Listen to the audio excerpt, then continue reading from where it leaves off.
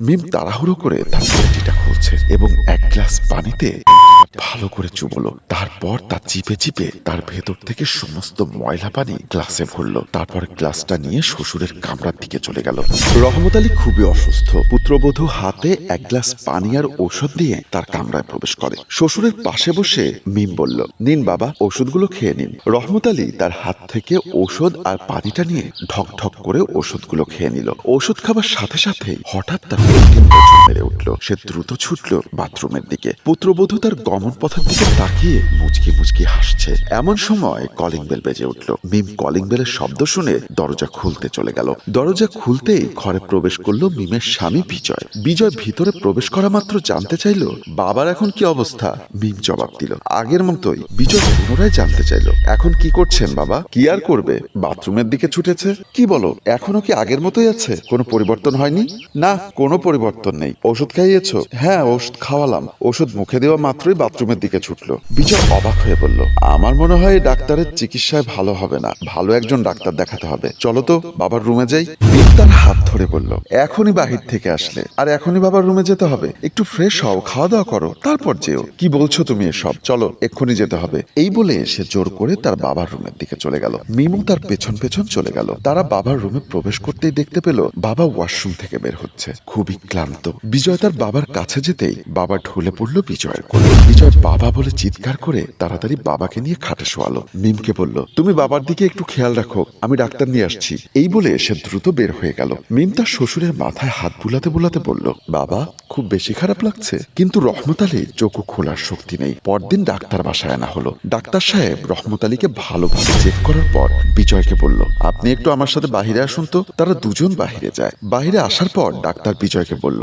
দেখুন, আমার মনে হচ্ছে আপনার বাবার খাওয়া দাওয়ার কোনো সমস্যা হচ্ছে। উনি হয়তো এমন কিছু খাচ্ছেন যা তার স্বাস্থ্যের জন্য খুবই বিজয় অবাক হয়ে ডাক্তারকে বলল, কি বলছেন ডাক্তার সাহেব? আমার স্ত্রী তো আমার বাবার যথেষ্ট খেয়াল রাখেন, বাবার খাবার দাবার তো সেই পরিবেশন করে। ডাক্তার সাহেব বললেন, ওনার সমস্ত পরীক্ষা নিরীক্ষা করে যেটা বুঝলাম, ওনার আসলে খাওয়া দাওয়ারই সমস্যা হচ্ছে। তারপরও আপনি একটু খেয়াল রাখবেন, যেহেতু আপনাদের পারিবারিক বিষয়। আমি আসলে কাউকে দোষারোপ করতে পারবো না। আচ্ছা ডাক্তার সাহেব, চলুন। এই বলে সে ডাক্তারকে নিয়ে বাইরে চলে গেল। কিছুদিন পর মধ্যরাতে বিজয়ের মিম তাদের বেডরুমে ঘুমাচ্ছিল। রহমত আলীর ডাক শুনে তাদের ঘুম ভাঙল। মিম তড়িঘড়ি করে বের হয়ে যাচ্ছিল।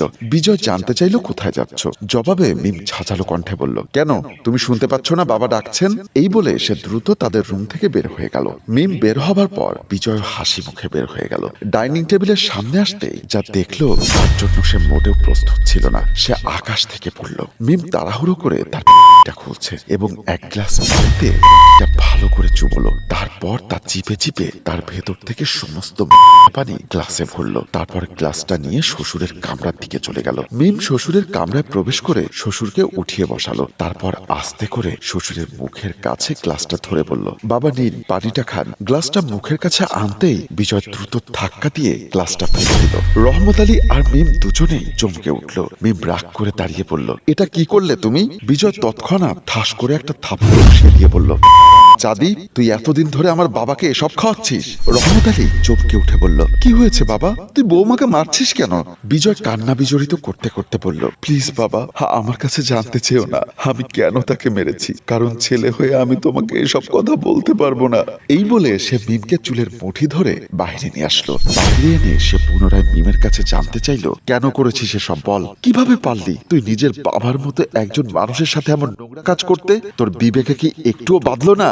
এই বলে সে যখন আবার থাপ্পড় দিতে যাবে, হঠাৎ মিম তার হাতটা ধরে ফেলে বলল, ব্যাস ব্যাস, অনেক হয়েছে, আমি আর সহ্য করব না। তুমি জানতে চাইলে না তোমার বাবার সাথে আমি কেন এমন নোংরা কাজ করেছি? শুনবে? শোনো তাহলে। আমাদের বিয়ের 1 মাস পর তুমি যখন অফিসের কাছে 15 দিনের জন্য কক্সবাজার গিয়েছিলে, আমি তোমার বাবার রুমে চা নিয়ে যাই। তোমার বাবাকে চাটা হাতে দেবার পর আমি যখন ফিরে আসছিলাম, তোমার বাবা আমার হাতটা ধরে তার বুকের কাছে টেনে নিয়ে বলল, আচ্ছা বলো তো, আমাকে তোমার কেমন লাগে? কেন বাবা? আপনাকে আমার বাবার মতোই লাগে। আহা, আমি তোমাকে কি বোঝাতে চাচ্ছি তুমি কি বুঝতে পারছো না? আমি তোমাকে বলতে চাচ্ছি আমি কি খুব বেশি বুড়ো হয়ে গেছি? আমাকে দেখতে কি বিজয়ের চেয়ে খুব বেশি বয়স্ক মনে হয়? লোকে তো বলে আমি নাকি বিজয়ের চেয়েও হ্যান্ডসাম। আমি ওনার আচরণ থেকে বুঝতে পেরে গিয়েছিলাম ওনার মতলব ভালো নয়, তাই ওনার কাছ থেকে আমি নিজেকে ছাড়িয়ে নেওয়ার চেষ্টা করছিলাম, কিন্তু পারছিলাম না। এক পর্যায়ে আমাকে জোর করে বিছানায় ফেলে দিল। আমি নিজেকে বাঁচানোর চেষ্টা করছিলাম, কিন্তু পারছিলাম না। শেষ পর্যন্ত বাধ্য হয়ে একটা মিথ্যা কথা বললাম। আমি বুঝতে পেরেছি আপনি আসলে আমার কাছে কি চাচ্ছেন। ঠিক আছে, আপনি যখন চাচ্ছেন আমি কি আপনাকে বিমুখ করতে পারি, কিন্তু একটা সমস্যা হয়ে গেছে যে। উনি বললেন, কেন, কি সমস্যা হয়েছে? গতকাল থেকে যে আমার পিরিয়ড চলছে, আমি সুস্থ হয়ে নেই। তারপর আপনি যা চাইবেন আপনাকে আমি সেটাই দিব মাই ডিয়ার শ্বশুর। উনি কেন জানি আমার কথাটা বিশ্বাস করে আমাকে ছেড়ে দিয়েছিলেন। সেদিন থেকেই আমি ওনার সাথে অনেক বেশি ভালো আচরণ করতে শুরু করি। এটা সেটা বানিয়ে খাওয়াই, এবং সাথে তুমি যে দেখলে সেই পানিটাও, কখনো শরবত করে, কখনো চায়ের সাথে, কখনো পানি হিসাবে, এবং ওটা খেতে খেতেই আজ ওনার এই অবস্থা। আচ্ছা তুমি বলো, আমার একটা পুত্রবধূ হয়ে আমি শ্বশুরকে কি বাবার স্থানে বসাতে পারি না?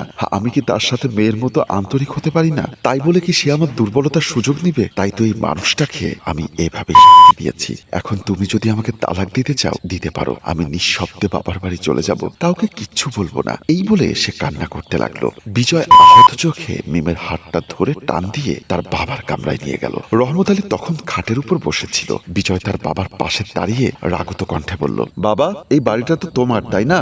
তাই তোমাকে তো আর চলে যেতে বলতে পারি না, তাই আমরাই চলে যাচ্ছি। যদি সম্ভব হয় আর কোনোদিন তোমার এই পাপ মুখ নিয়ে আমার সামনে আর দাঁড়াবে না। চলো মিম। এই বলে সে মিমের হাত ধরে বের হয়ে গেল। রহমত আলী ছলছল চোখে তাকিয়ে আছে। সন্তানকে ফেরানোর কোনো ভাষাই তার কাছে নেই। সে বুঝতে পারছে আসলে তার চরিত্রের কারণে তার এই সাজানো গোছানো সংসারটি ভেঙে চুরমার হয়ে গেল। প্রিয় দর্শক, আমাদের এই গল্পটি যদি আপনাদের কাছে ভালো লেগে থাকে তাহলে অবশ্যই লাইক, কমেন্টস এবং শেয়ার করে আমাদের পাশে থাকুন। ধন্যবাদ সবাইকে। গল্পটির রচনা ও পরিচালনায় রেজাউল কবির চৌধুরী, প্রযোজনায় FA নয়ন চৌধুরী।